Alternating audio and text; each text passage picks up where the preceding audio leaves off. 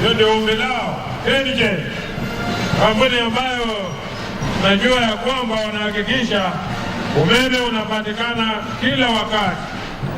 Asante sana na tunawashukuru.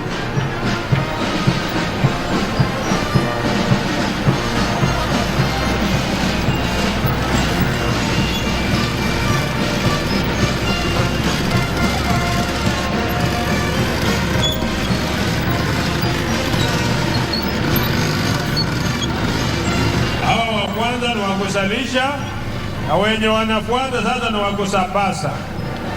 So wasalishaji wamehakikisha ya kwamba watazalisha umeme wa kutosha, na wasambazaji wanasema hatutakuwa na blackouts kuanzia leo.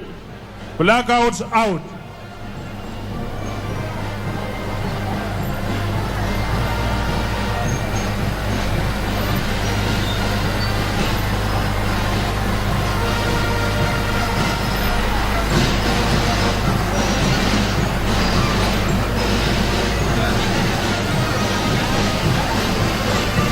Wanaonyesha ujuzi wa kazi zao bila wanafanya katika kuhakikisha ya kwamba wanasambaza umeme kila mahali.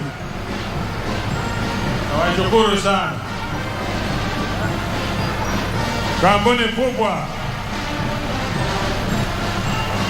ambayo wanaelewa kazi yao vilivyo.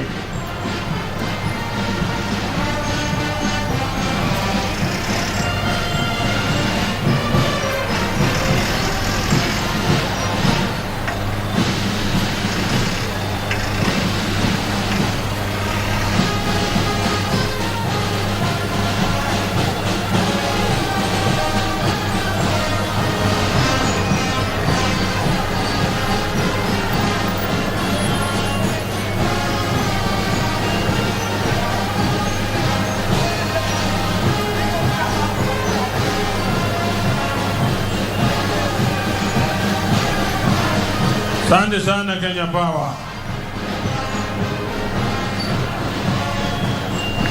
Asante kwa kazi nzuri ambayo mnafanya bila kuchelewa.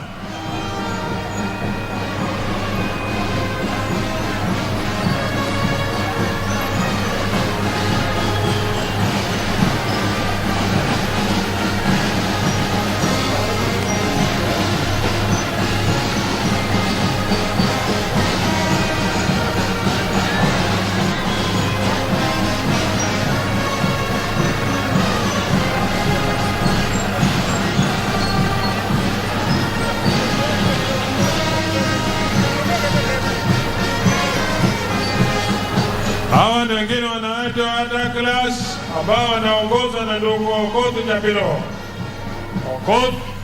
Professor Okoth ni mtu ambaye anaongeza watu wa class, na alituambia kwamba msemo wa siku hizi wanatengeneza klasi hata ukirusha mawe haiwezi ikavunjwa. Hapa inafuatwa na commercial food and allied workers tena ambao wanaongozwa na ndugu Kabubi. National Cereals and Produce Board ambao wanahakikisha tunapata nafaka. Wakati wa upanzi unaendelea ukiisha, lakini hujachelewa kwa sababu climate change inatuencourage kuendelea kupanda wakati wowote. Vile mvua inanyesha, tuhakikisha tunapata nafaka ya kutosha kupanda mashamba yetu ili tukabiliane na hii shida ya njaa. Serikali imetoa mbolea bei nafuu, na tuhakikisha ya kwamba tunatumia hiyo nafasi vizuri na kupanda mazao ambayo itahakikisha ya kwamba bei ya vyakula inarudi chini. Asante sana kwa rais wetu na serikali yako kwa kufikiria njia rahisi ya kupunguza gharama ya maisha.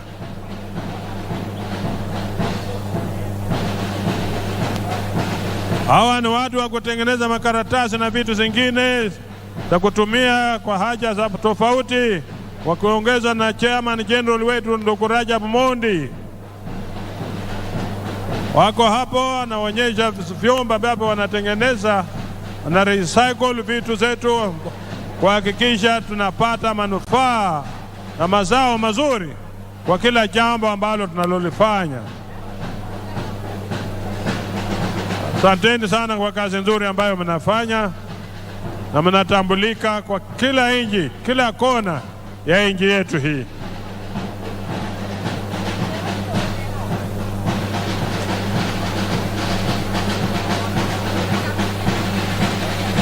Asante kwa kazi nzuri ambayo mnafanya.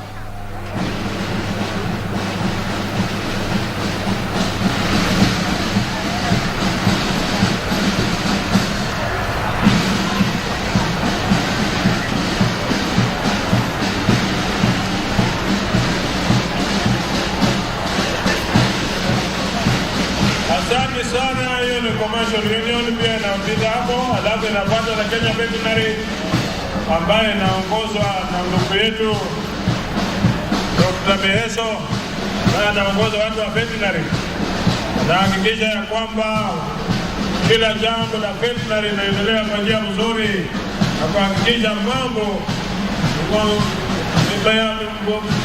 kila kitu ambacho kinahitajika kufanyika kupitia kwa madaktari wa veterinary kunafanyika kwa njia iliyo nzuri. Wanyama wetu ambao tunafuga nyumbani na kila jambo ambalo tunataka kufanya linafanyika kwa njia iliyo nzuri sana. Asanteni sana kwa kazi nzuri ambayo mnafanya kuhakikisha ya kwamba hatuna infections zozote ambazo zinaweza kudhuru maisha ya watu wetu. Kenya Union of Commercial tena wao wanakuja na kinywaji naitwa Tusker Bar. Wanakuja na kila aina ya brand. Iko mbele ya Tusker.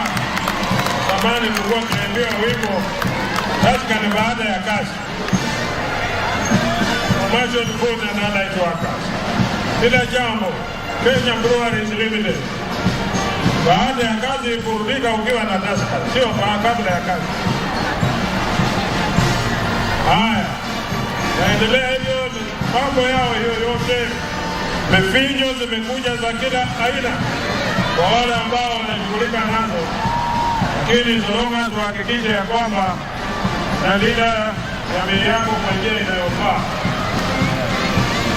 Wanaofuata ni Crown Base. Crown Base ni rangi ambayo inajulikana kwa uzito wa nyumba yako, ukiwa unahakikisha kuhakikisha ya kwamba iko chini ya ndupenda naitwa vito huko ambaye ni wa chemical atala iwaka. Crown Base, rangi ambayo inadumu. Ukitaka utaalamu ambao unahitaji special, unaenda kwa kampuni watakupatia mtaalamu ambaye atakushauri na kuhakikisha ya kwamba rangi ambayo unapaka kwa nyumba yako ni rangi ya kudumu, sio rangi ambayo baada ya muda kidogo utakuta imeoshwa na mvua. Na vitu zote ambazo unafanya tunahakikisha ya kwamba inaendelea sawasawa. Usiishi na rangi moja kwa nyumba yako miaka mingi, wala unaweza kubadilisha kupitia kwa Crown Base, kampuni ambayo inaimarisha vilivyo. Asante sana Crown Base.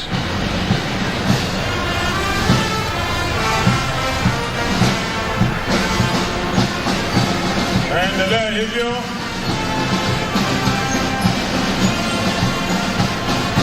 Hiyo na posta wao wako nchini ya ndugu wale Petule. Ndugu wale Lipape ndio inaongoza wale wafanyakazi wa benki ya posta. Hakikisha ya kwamba pesa zako ziko salama na mahali zimewekwa zitakuwa na shida.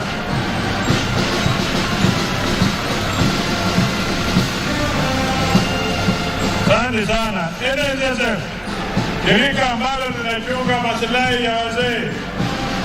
Hakikisha pesa zako ziko salama. Ndugu Kabubi ndio anasimamia hapo NSSF pamoja na NHIF, matibabu kwa wote, universal health care uko chini ya NHIF. Tuhakikisha ya kwamba watu wote wanatibiwa kwa hali ambayo ni mzuri sana.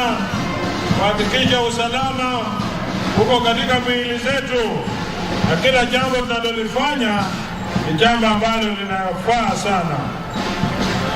Kenya Tourism ambayo inaongoza na ndugu Ndolo pia iko hapo na kuhakikisha inaendelea vizuri sana. Kenya National Center of Private Security ambao walikuwa wamechelewa, lakini nawashukuru kwa kufika kutangaza ya kwamba hiyo union ni union ya kiwanda kikubwa ambacho kimeandika wafanyakazi wengi sana. Hiyo ni kazi nzuri. Nawashukuru sana. Na Mungu azidi kuwapa nguvu na hekima ya kuhudumia Wakenya kwa njia nzuri na uaminifu na uadilifu. Jambo la muhimu, ukipewa nafasi kungoja mahali kulinda mali ya mtu, ulinde kwa njia ambayo ni ya manufaa sana.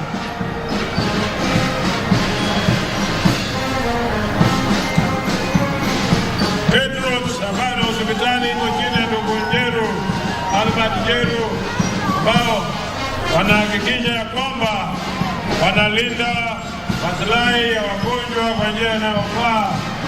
Tunashukuru sana kwa kazi yenu. Wale wangali nyuma watembea haraka kidogo, hatutaki kuacha. Nakaribia kumaliza, lakini tuhakikishe kila mtu amepata nafasi ya kupita hapa.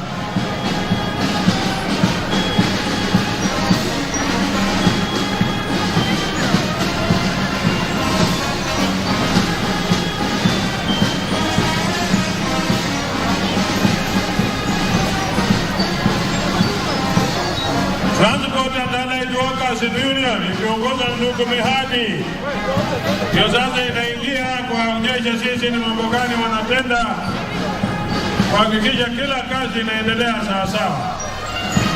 Kenya Disenduat ndio wanaitisha tao, wanataka wafanyakazi wapewe kazi kulingana na maslahi mazuri, kazi iwe sawasawa, wapate mshahara mzuri na wawe salama katika sehemu zao za kazi.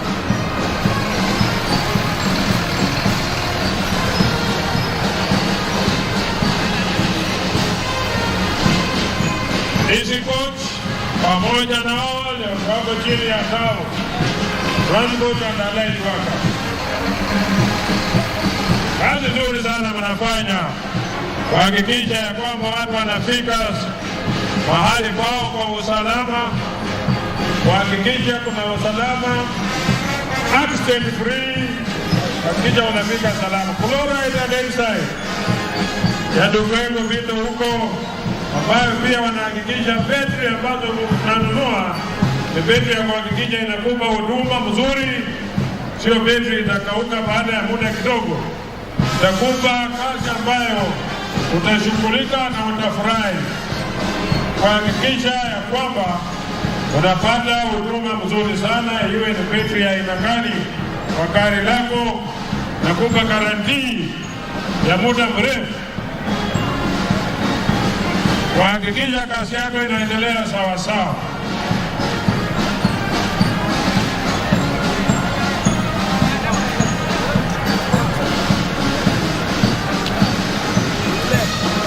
Haya, Amalgamated Union Oso Mamo ambaye anaongoza unioni hiyo, mama mzuri sana.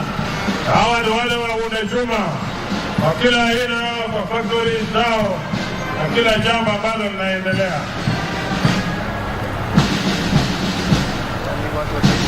Haya, fanya haraka, tunataka tumalize hicho kipindi bila haraka sana, sio huko mbali, tutaonyesha mwaka ujao.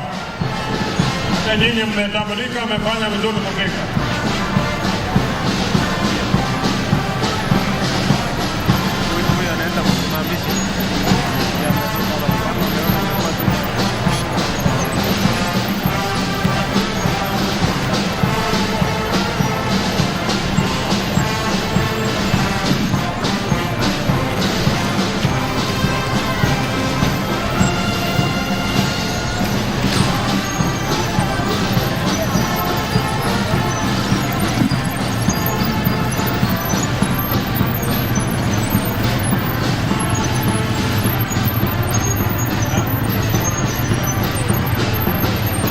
Union ambayo inaongozwa na Deputy General Secretary ndugu Francis ndugu Okwaro Benson.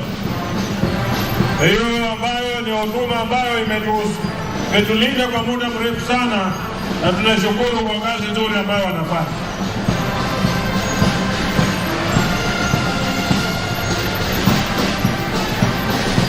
basi tunaenda kumalizia kwa maonyesho ya viwanda na vikundi mbalimbali, wafanyikazi mbalimbali, ili tuende kwa orodha nyingine katika ratiba yetu.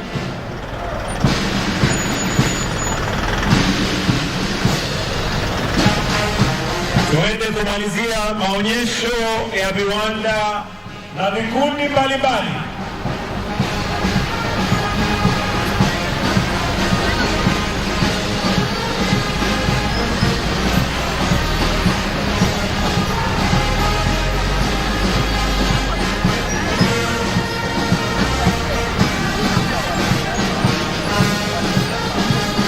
Unaokaribia sasa ni the Kenya Petroleum Workers Union, wakisema they serve workers' rights.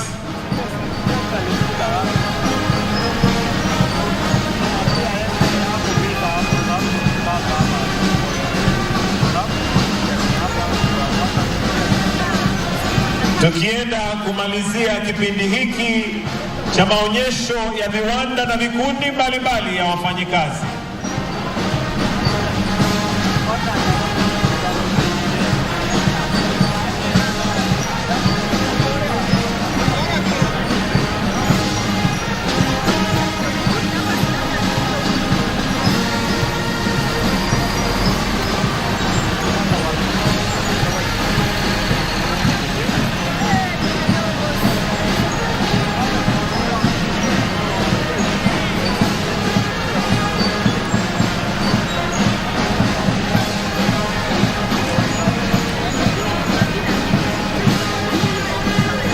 Pale pia tunaona Thailand carpets ambao wanafanya vitu mbalimbali vya ujenzi, wakifuatwa na Nairobi City Water and Sewerage Company Limited.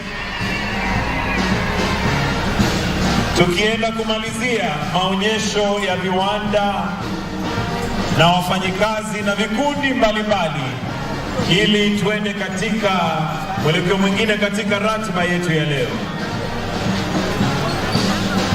Tukimalizia pale na Nairobi County,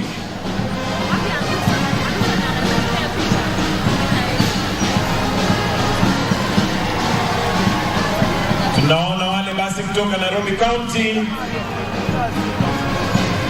wakimalizia, na nikiomba mwenye shahiri Rafael Juma ujitayarishe, kwa sababu tukimaliza tunaenda kwako. Kwa hivyo wale ambao wanahusika na shahiri tujitayarishe, tunaenda kumalizia maonyesho ya viwanda na vikundi na wafanyikazi mbalimbali.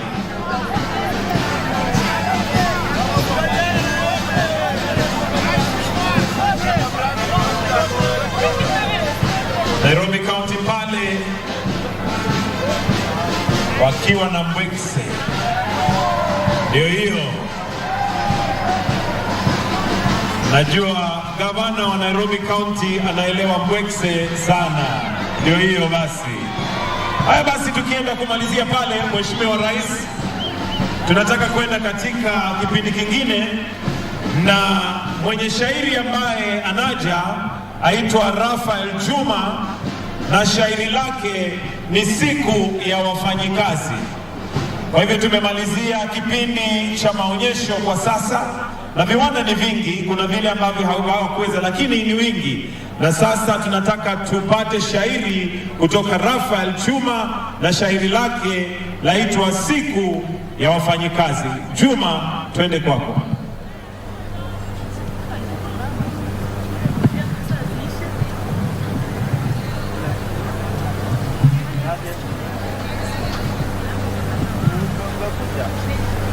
Naingia ukumbini ni wote maadilifu na waamu ya asili.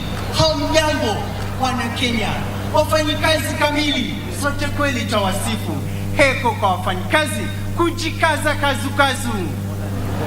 Hongera viongozi wetu kwa kazi mnayofanya, kwa kweli mmejipanga kujenga taifa letu. Mazito meyakabili, juhudi kujitolea, usingizi upotea, kweli mwaka za mwendo. Wapenzi mliofika bustani ya uhuru, umoja ni nguvu, utengano ni udhaifu. Mpende jirani yako, tuishi kwa utulivu, tujenge umoja wetu, tusaidie viongozi wetu. Hongera wafanyikazi na Wakenya wazalendo, na wapongeza kwa wazi. Mmekuja kwa mtindo, msichoke chapa kazi, mtapata na mawindo. Mungu wetu awabariki hadi mwisho wa dahari. Asanteni. Tumpongeze kwa makofi Rafael Juma pale. Na sasa ningependa niwakaribishe wasanii wa vitimbi wakituonyesha maonyesho ya wafanyikazi. Tuwapongeze kwa makofi tafadhali. Bahali yake. Hayata mom. Sasa bahali yake. Yes mom. Mimi naenda kiwanjani. Aya. Unajua leo ni siku ya wafanyikazi. Exactly. Dunia nzima. Na wewe na kuacha hapa kwa ofisi. Mimi ndo boss. Nyamaza. Mimi nataka usimamie kila kitu. Usimamie wafanyikazi na kila kitu. Okay. Manake kule kiwanjani wajua kuna president wetu Ruto. Na kuna Rigiji. Okay. Na Sakaja. Yes. Na wengine wengi. Wasalimie sana. Unajua Francis Atwoli? Anamjua. Uko pia. Sasa wewe endelea na mimi nikitoka ndani darudi. Sawa sawa. Wewe ndio boss.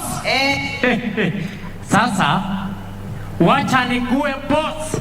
Unajua boss lazima aonyeshe yeye ni boss. I am the boss. Mise. Hata unanitia nini? Nilikuwa nakuja kwa zile barua ushatia saini. Kalia huyu. Hata kutembea ino kushinda wewe. Unatembea kama gamia yangu ile alivunjika, unatembea aje? Mimi natembea kuita saa 2 asubuhi unanikujia saa hii. Bahati yake madharau. Kuachiwa ofisi dakika 5 inakuwa mimi sasa natembea kama ngamia. Hiyo. Mimi natembea kama ngamia. Hiyo opportunity lazima nitumie. Haya, tumia vile unaweza. Kwanza wewe umeseka sana unachua. Warika yako wameretaya wako nyumbani, hata wengine wamekufa. Wewe unafanya nini hapa? Bahali yake. Mimi si unajua na retire mwaka ujao. Hata ifai. Sasa ukishaniambia wengine wamekufa, yani waniombea mimi nife, utakufa wewe. Hata kwanza mwaka ujao iko mbali, si kuwa kesho. Umetuchokesha. Ngoja. Chukua hii, iko na maziwa ya gamia ndani. Nitengeneze chai tekni. Ile nikikunywa, nikiita inaitika. Sitengenezi chai na ngoje ya mwenye kazi aje. Toka sitaki kukuona next time kwa hiyo ofisi. Get out. Nikikuja, nikigeuka nikubate hapo, you will know yourself. Okay. Wewe ndio Korea. Ndio Korea ndo ngusema nini? Habari yako? Unakuja saa ngapi? Unafikiri hapa ni kwako? What is the time now? Wasana na mambo ya time umekuta hapo. Kwani wewe enyewe hata nabii alisema wako na maso lakini hawaoni. Hauoni nimetoka hospitali kuongeza maji? Maji? Kwa nini ujisumbue na ongeza pekee kwa kikombe ukuje kama unakunywa? Ndio Korea. Umepatiwa ofisi dakika 2 na sasa umeanza kutugaragaza. Wewe sikisa. Umetuchokesha hapa wewe hata uchandikwa na kitu. Nafaka leo una gas smart. Wacha kuniangalia. Sasa nikwambie, hiyo dhambi yote unaona mimi ni bibi wa wenyewe. Is that okay? Bibi ya wenyewe. Sasa hii ni mguu ama ni mkono? Unatembea na mguu ama ni mkono hii? Ni saiba. Wacha nikwambie. In fact wewe hata hauna nyota. Nyota iko huko juu, mimi na nyota tunapelekana wapi? Nabii wetu alisema watu wako na mandevu kama wewe hawawezi ona ufalme wa mbinguni. Kwa hivyo nianze mimi nifanye kazi vile inafaa. Wacha kunifikiria. Na by the way, Uncle Franco anajua unanifikiria hivi kazini. Wewe wachana na Franco. Sikisa, si baadaye tuende kwa Faisal tukule kidogo baadaye alafu tutakupeleka bahari. Wewe, nimekwambia mimi ni bibi wa wenyewe. Asana na mimi. Toka hapa basi, toka una faida. Kwenda. Huyu hata akona bahati bahali yake mwenyewe. The most handsome guy in the world amemwongelesha. Bahali yake. Nimerudi. Oh mami, kazi iko sawa. In fact kila kitu inaendelea mzuri sana. Naona hata mimi naendelea vizuri. Naulizaje Mise iko wapi? Mise ule mama. Huyo amechoka, amechaba. Amepita, nimefukuza yeye. Umemfukuza kazi? Anafanya nini? Mimi nataka watu chap chap. Na ule mama anaitwa Rebeka yuko wapi ule mlemavu? Huyo nikimuita asubuhi ananikujia saa 7. Sasa nikafuta yeye gasi. By the way, nakuletea Fardosa anakuja. Sikiza nikwambie. Huyo mama anaitwa huyo mlemavu ni mama amesoma. Ana degree zake. Okay. Nilimwandika hapa kazi kwa sababu ya ujuzi wake. Mama Kayae. Umemfuta kazi. Mama Kayae, ngoja kwanza. Mimi naitwa Ngiri the Cricket. Mimi ni afisa kutoka Kotu. Na tumesikia kwamba kuna mtu ananyanyasa wafanyikazi. Ni kweli, ni kweli. Na sisi kama Kotu tukisikia mtu ananyanyasa wafanyikazi, tunakimbia hapo chap chap. Umefanya vizuri. Ndio huyu. Aki uko na bahati ni mimi nimekuja. Na kuambia Secretary General wetu angekuja. The one and only His Eminence General Atwoli. Na kuambia angekaa hivi akuangalia akuambie msensi wewe. Msensi sana. Hata uko na bahati sipendi maandamano. Ningeandamana kwa hiyo uso yako vibaya sana. Mbona unabagua watu? Ona huyu. Mimi nakwambia sisi kama Kotu tuko na vitu tatu ambazo tunafuatilia.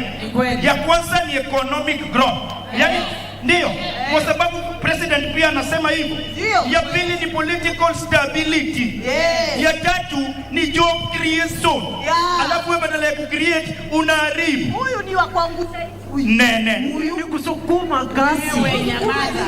Sikia nikwambie. Yes. Umefanya vizuri sana kuja hapa. Yeah. Na mimi nimefurahi manake pia wafanyakazi wangu wote wako kwa Kotu. Yes.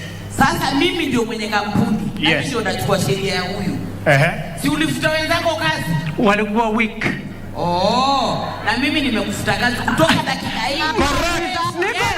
Niko na watoto 24, bibi ni 3, please. Shauri yako ukifuta wenzako.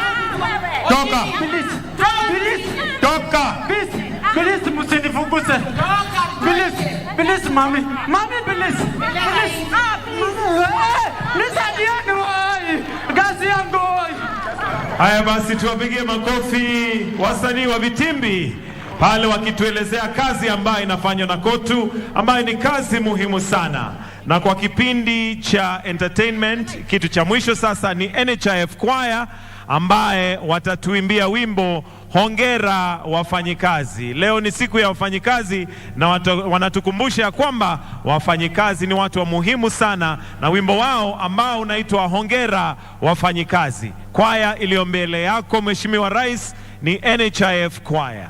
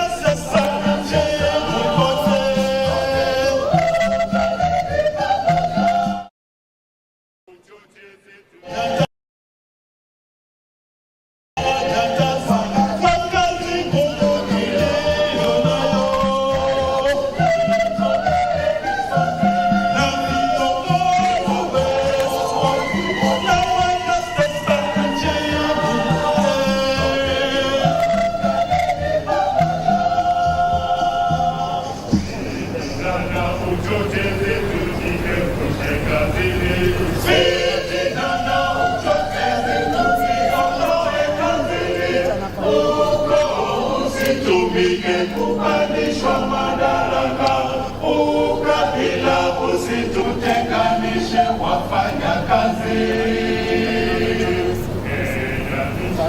Munena ipenda kwa moyo wake, Kenya ni nchi ninayothamini kwa moyo wangu. Upendo, amani, utulivu uweze enea. Baba Mungu twaomba ubariki nchi ya Kenya. Tujitolee wafanya kazi, kazi ngumu tuliyo nayo. Na viongozi wetu wote na wanasiasa nchini Kenya. Tujitolee wafanya kazi kwa kazi ngumu tuliyo nayo. Na viongozi wetu wote na wanasiasa nchini kote. Tujitolee wafanya kazi kwa kazi ngumu tuliyo nayo. Na viongozi wetu wote na wanasiasa nchini kote.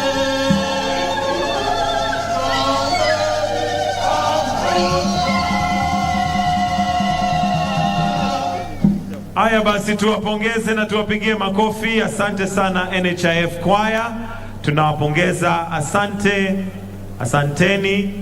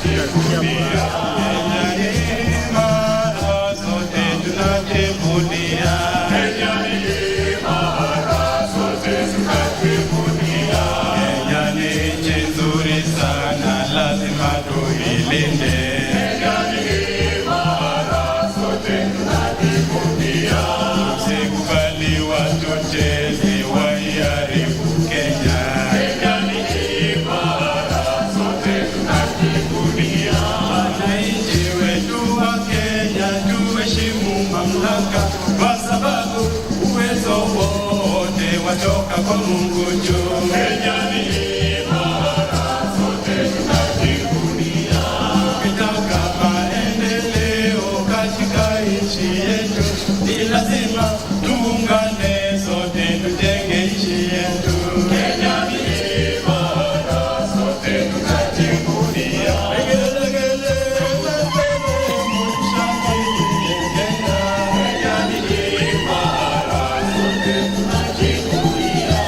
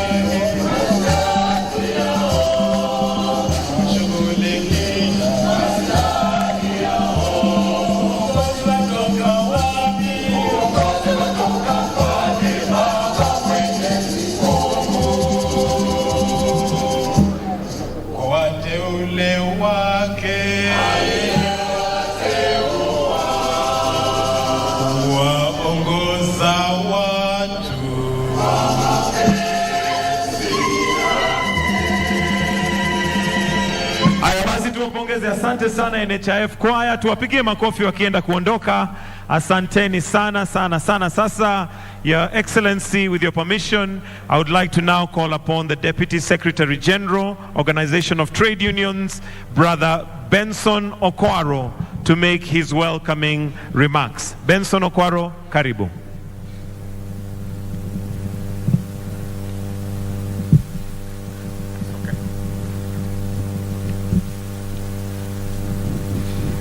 Your Excellency, the President of the Republic of the country, Daktari William Samoei Ruto, Your Excellency, the Deputy President of this country, Mheshimiwa Rigathi Gachagua, wageni wote ambao wamekaribishwa,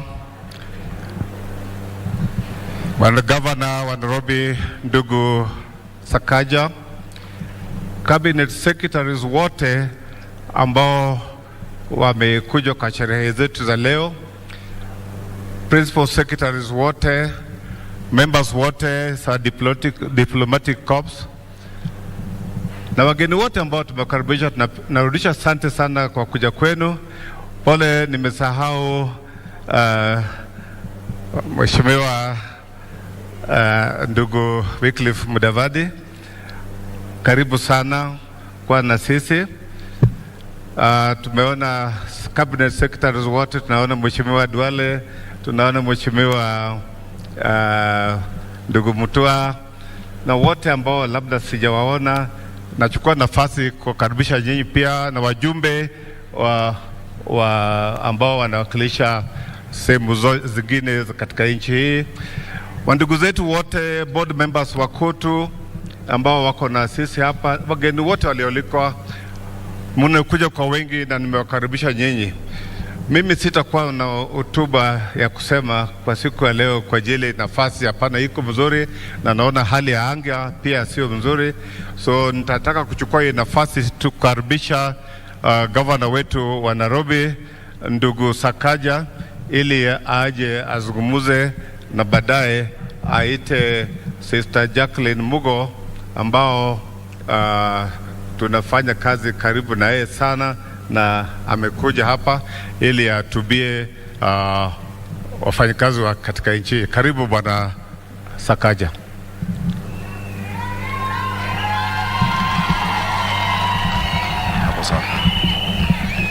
Asante sana, Your Excellency, President of the Republic of Kenya, William Samoei Ruto, Your Excellency, the Deputy President, Rigathi Gachagua, the Prime Cabinet Secretary, Musalia Mudavadi, and all the Cabinet Secretaries present, the Right Honorable Speaker of the Senate, Governor Kingi, KOTU Secretary General, Papa Francis Atwoli, EBS, CBS, DZA, something ingine hapo, wabunge ambao wako hapa, Deputy Governor wa Nairobi, Njoroge Mushiri, leaders of the trade unions, na wananchi wa Nairobi na wafanyikazi, ya mjambo. Bwana asifiwe.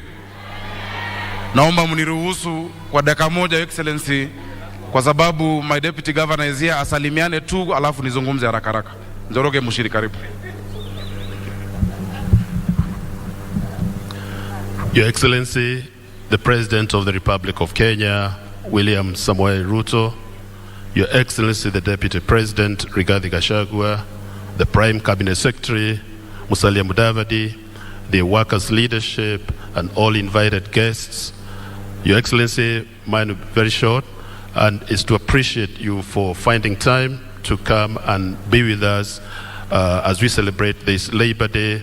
The workers' movement is an important movement, and is a movement that helps us in the production and the transformation of our country. So as you lead us in the bottom-up economic transformation model, this is a key plank in what we wish to deliver. We are happy that you associate with us. I'd also like to appreciate the workers, all the workers, and in particular the workers of Nairobi City County, because They work under very difficult conditions, and every day they do their best to deliver for us in the city, the capital city, and for that we thank you. Asanteni sana. Thank you. Asante sana DG. Your Excellency, it's a distinct pleasure and honor, both as the Governor of Nairobi and also as the Chair of the Committee of Labor in the Council of Governors, to welcome you to your first Labor Day celebrations as the President of the Republic of Kenya. Karibu sana, Your Excellency. Your Excellency, ni siku muhimu sana. This is a historic day. Many don't know when Labor Day started. It started in 1886 when we had agitation for the 8-hour workday in Chicago as well as Australia, and created a worldwide movement of laborers. And it's a day that we hold to remember the sacrifices of our workers, the sacrifices that they make every day. I want to particularly honor the sacrifices made by the workers of Nairobi County Government, who toil every day to make sure we have a city of honor, a city of order, a city of dignity, kila siku. And Your Excellency, I'm glad to report that we have honored their work by making sure that they are paid on time, that they get their allowances on time.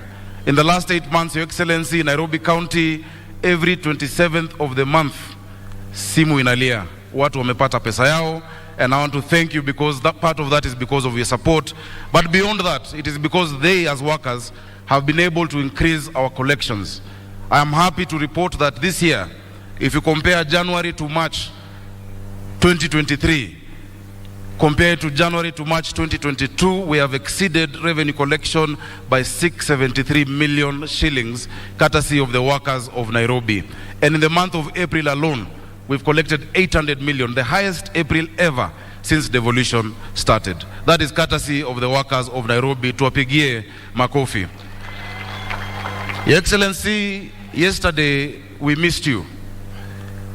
Traditionally, every last Sunday of April, there is a service that is held at St. Stephen's, SEK, to pray for the workers. That service is held in a very historic church. And yesterday I took the members through a bit of that history. That church started in what today is Parliament buildings, where the National Assembly sits. But because the colonial government then wanted to build Parliament, the church was moved to Eastlands and became a cathedral that only the Africans could use because there was real apartheid and segregation. And that was in 1902 when they were moved.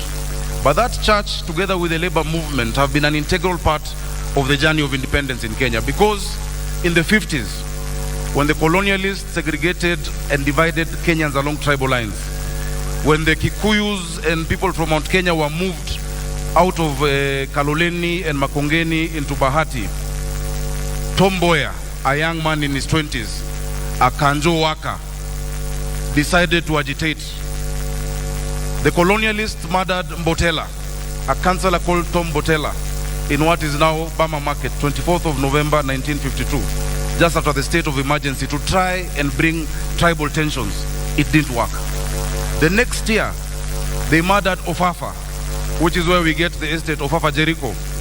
Because when they murdered him, they came 2 hours later, they burnt down Bama Market.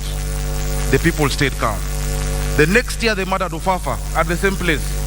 The people stayed calm. Because they were trying to create a tribal rift by saying these people, Luo councillors, Mbotela and Ofafa, were murdered by Mau Mau. 2 men, Jaramogi Oginga Odinga and Tom Mboya, went round Kaloleni Social Hall, Mudhurwa Social Hall, in Makongeni, telling the people from the community to calm down and not to protest and not to cause chaos. Today, Your Excellency,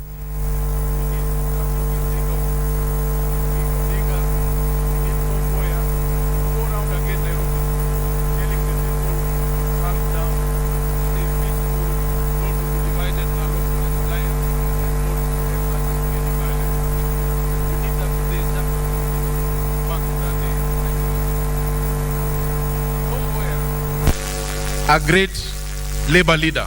If he was to wake up today, I'm sure he would be proud of the labor movement.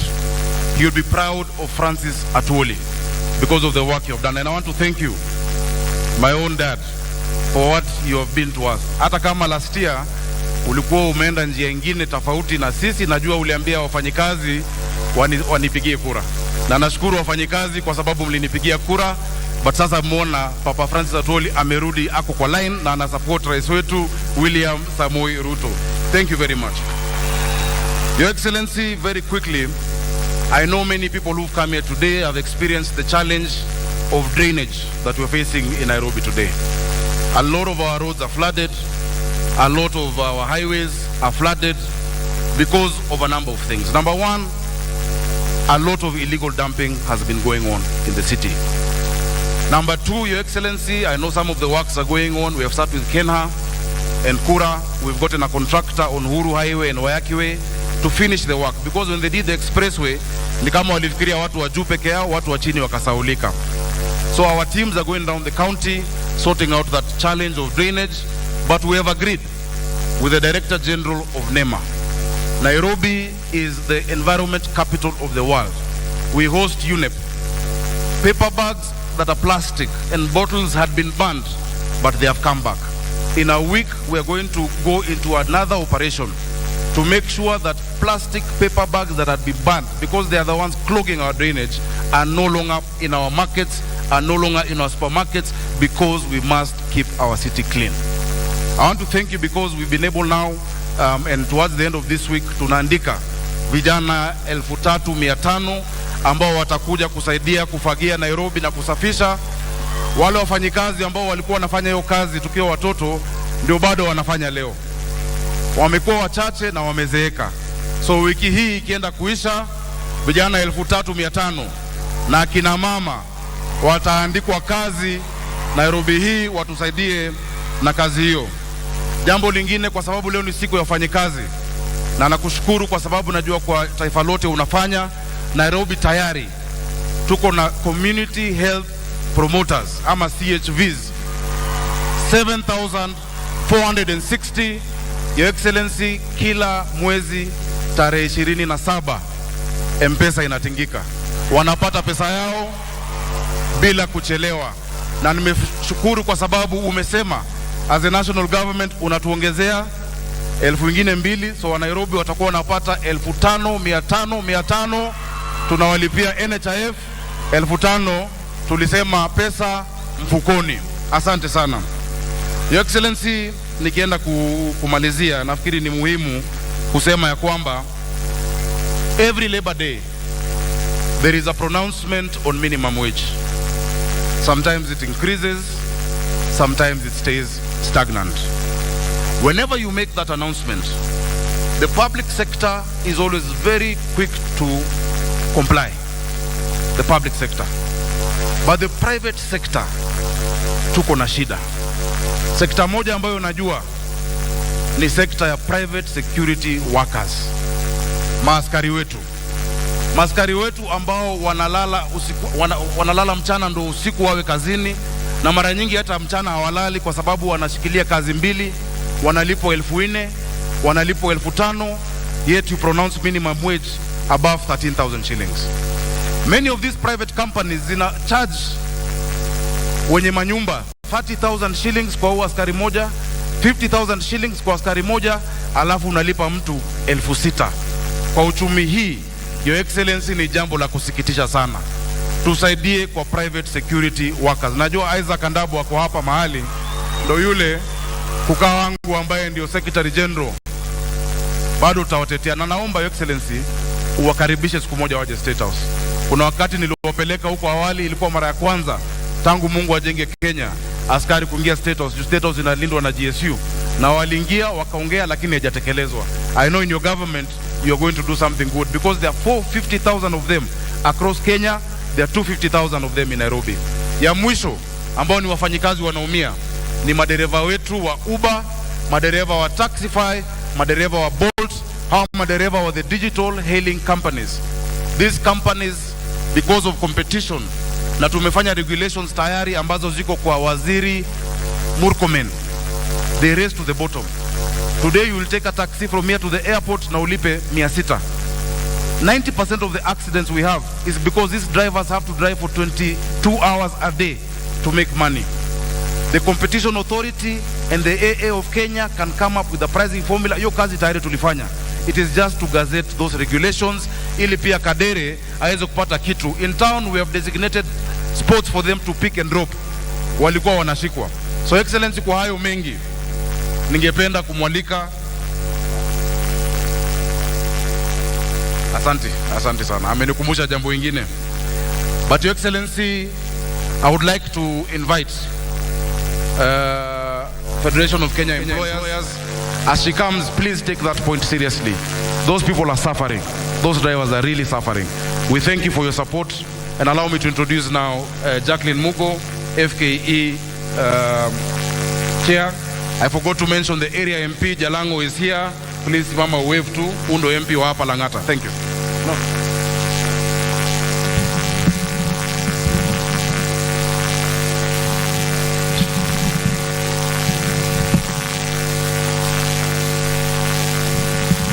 Your Excellency, Dr. William Ruto, the President and Commander-in-Chief of the Defense Forces of the Republic of Kenya, Your Excellency, Honorable Rigathi Gachagua, the Deputy President, Honorable Musalia Mudavadi, the Prime Cabinet Secretary,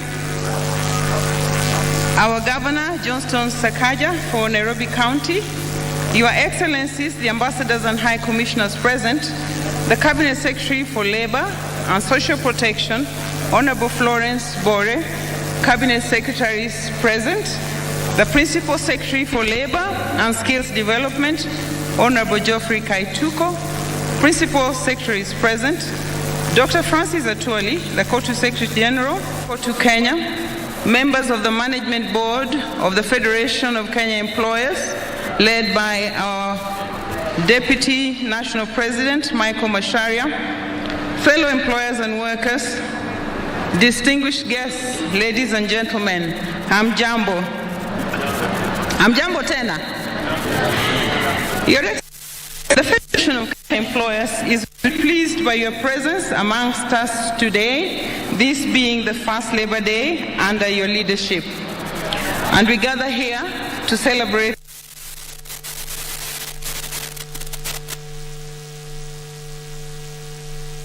of our beloved nation. The theme of this year's celebration is an apt one and economic situation that we face.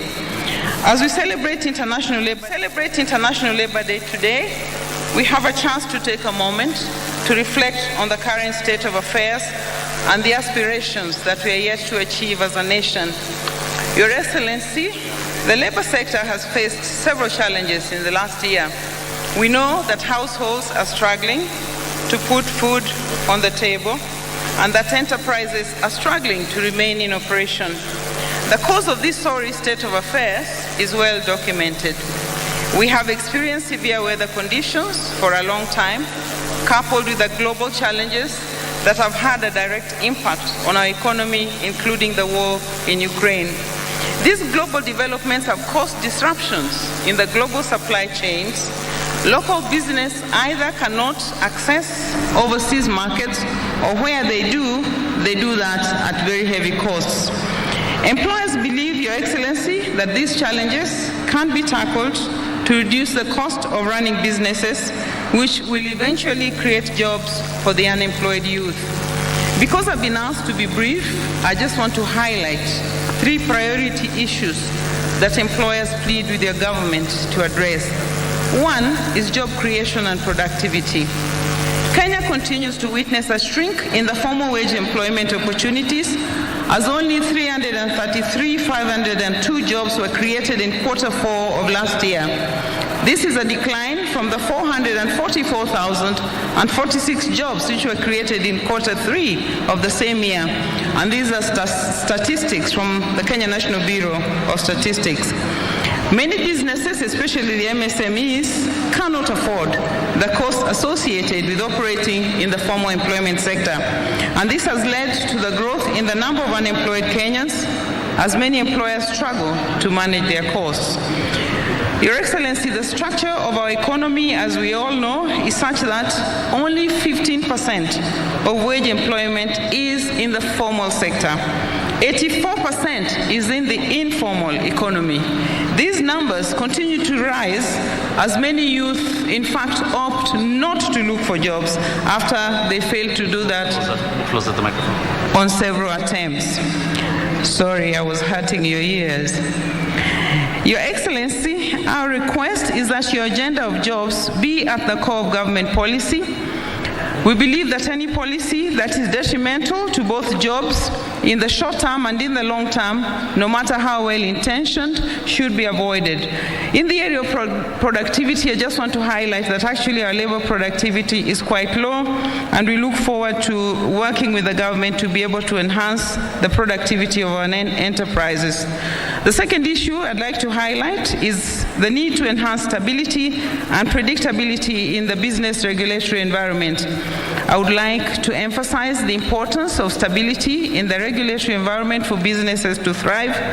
We do encourage the government to work with employers to provide a friendly and predictable business environment which will help business to recover and also perform well and expand for jobs. We therefore ask that before any changes are made, new changes, enough lead time, we are proposing 1 year, be given to businesses to be able to plan, to adjust their budgets and restructure their financial flows to meet these new costs. Your Excellency, the third area is on wages. Minimum wages in this country are very well regulated by the laws that we have, the wage guidelines and the relevant laws, which state that they should be reviewed not more frequently than once every 2 years. And we are aware that last year there was a 12% increase on the minimum wage. I know that my brother Francis will be asking for an increase in the statutory minimum wage because this is actually in his DNA and it is the role that unions play. But we request that looking at the current state of the economy, we allow businesses to stabilize and that we facilitate the wages councils and the National Labour Board to meet to discuss so that we can advise the government on what can be done for next year. We do appreciate the difficulties that Kenyans are going through, but we believe that if you stabilize businesses, then all of us will gain at the end of the day. Your Excellency, as I close, I want to emphasize that employers are open to engagement with your government through social dialogue to find win-win solutions for some of the issues that have been pending for a long time. We believe that if we work on these policy areas, then as a nation, we'll be able to move forward together. Let me close by appreciating your leadership and appeal also for peace in our nation at this time. I want also to appreciate the role that COTU plays and also the leadership of the Ministry of Labor. As the famous proverb says, he who labors diligently need never despair, for all things are accomplished by diligence and perseverance.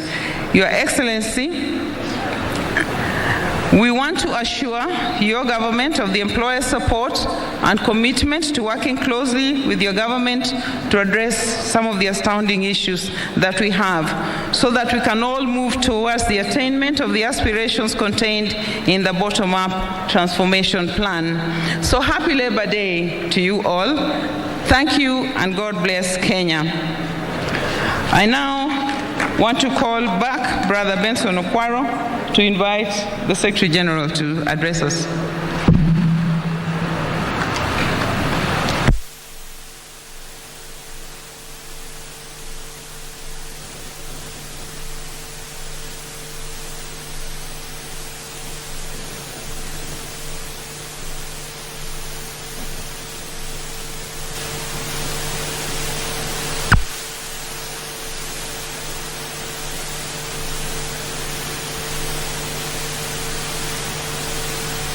Ask the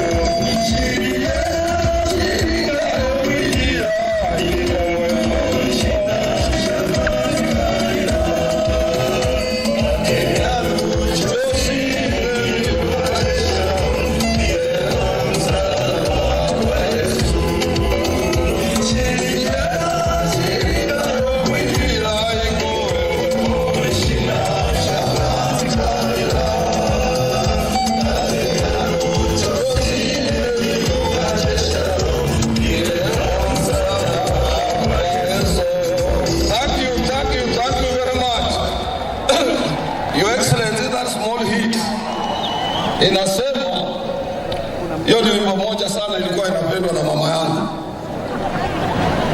na ninajua wengi sana wale waliokuwa wanasikia hiyo wimbo.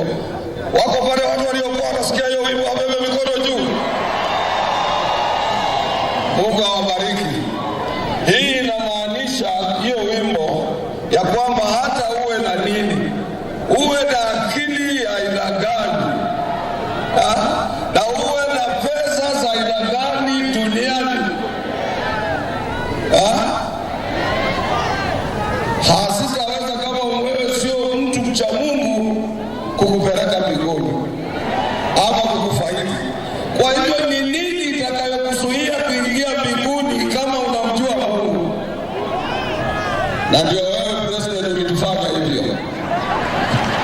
Kwa ajili ya wewe mcha Mungu ulitukanyaga, mimi nikiwa mmoja wao masiri ya kampeni wakati huo. Sina mna hivyo. Haya, hata kwanza nitambue heshimiwa, alafu hiyo tutachapa baadaye.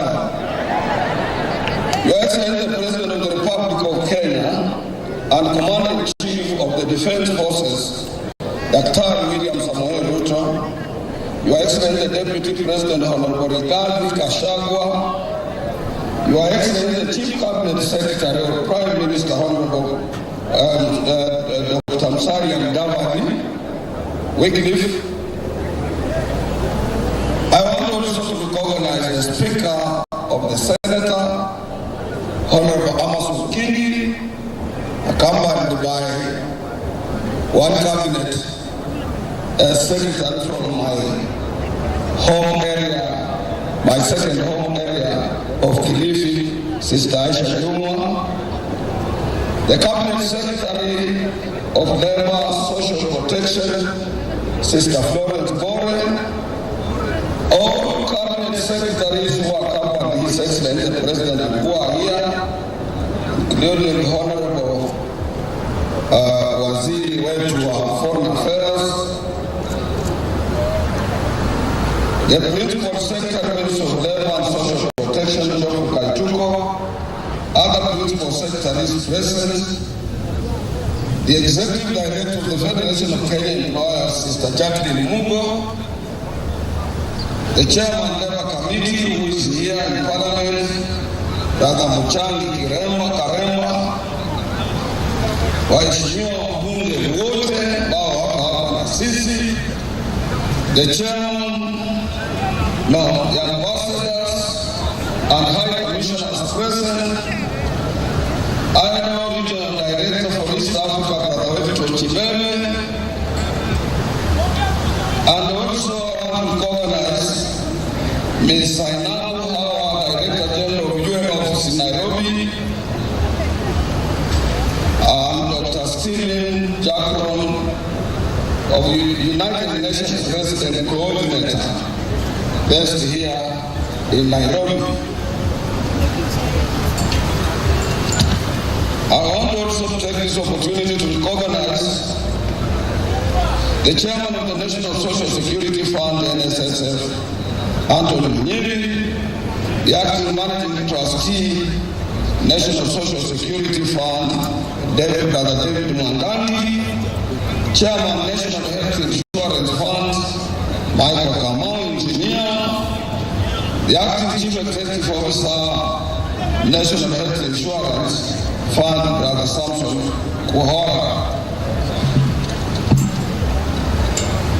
I want also to recognize the Chairman, National Industrial Training Authority, Dr. Kamau Kashiki, Director General of the Industrial Training Authority, Dr. Stephen Ogenga, the entire Court Executive board members who are here with me, without also leaving my own wife, Madam, or wife, my wife, Mary Atwoli, is with me here.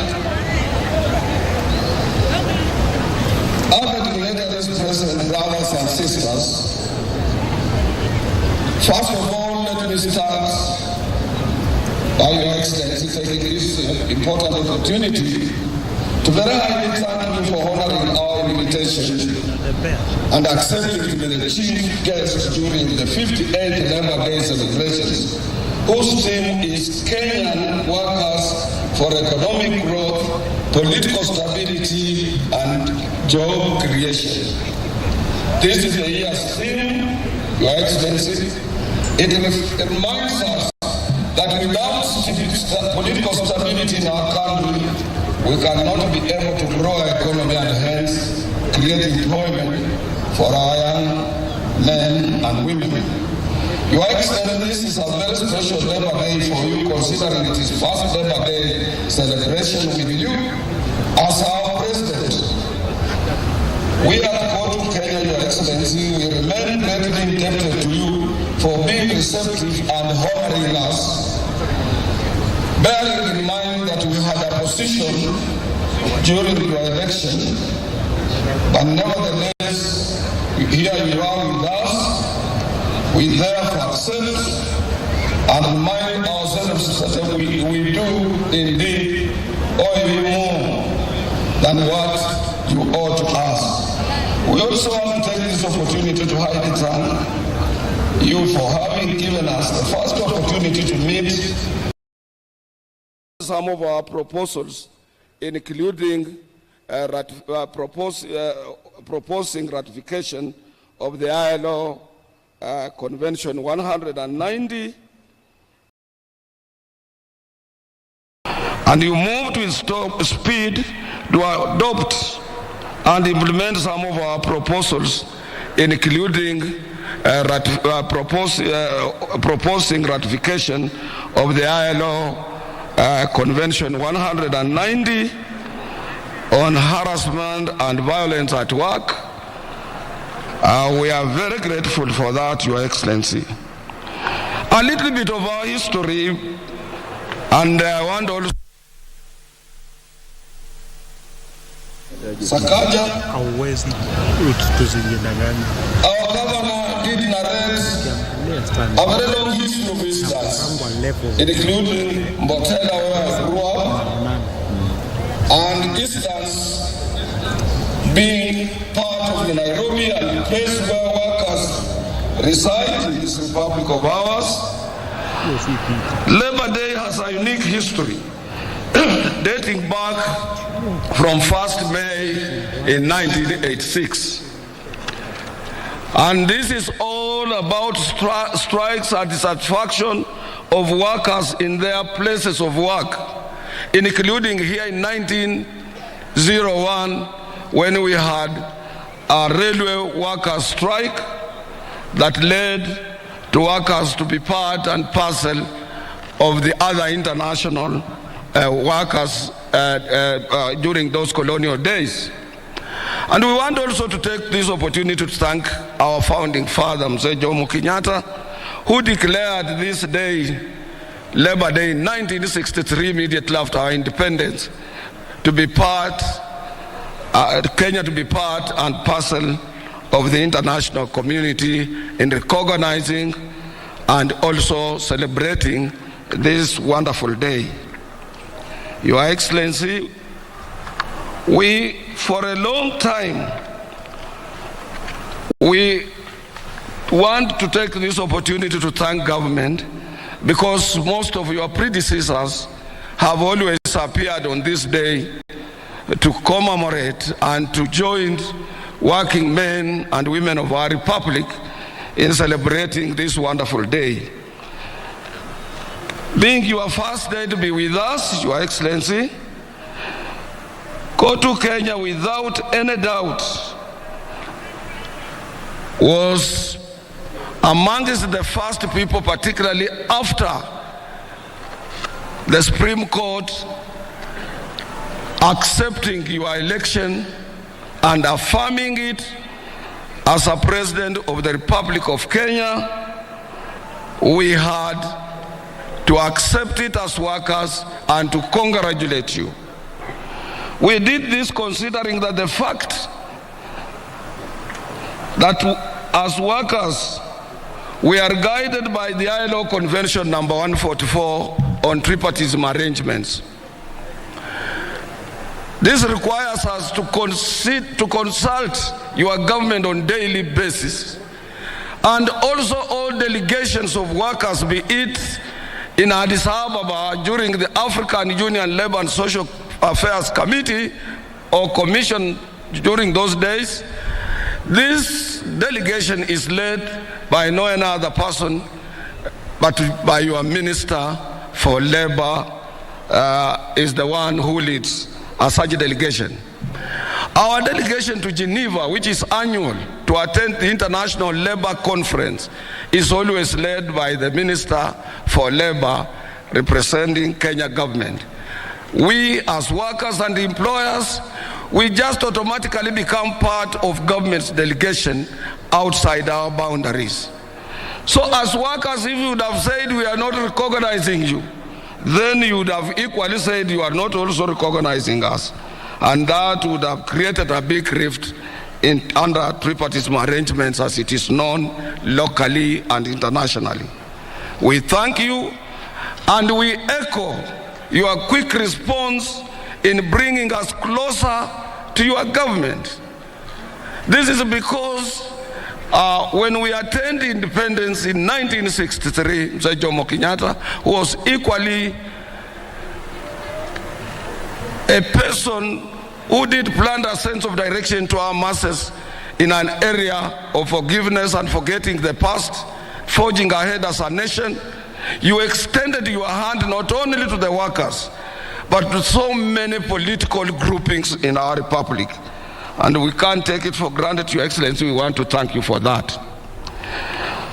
I want also to say something little about NSSF, Your Excellency. You have guided us within a shortest possible time to make us realize that we wasted a lot of time on 200 shillings employers, 200 shillings workers,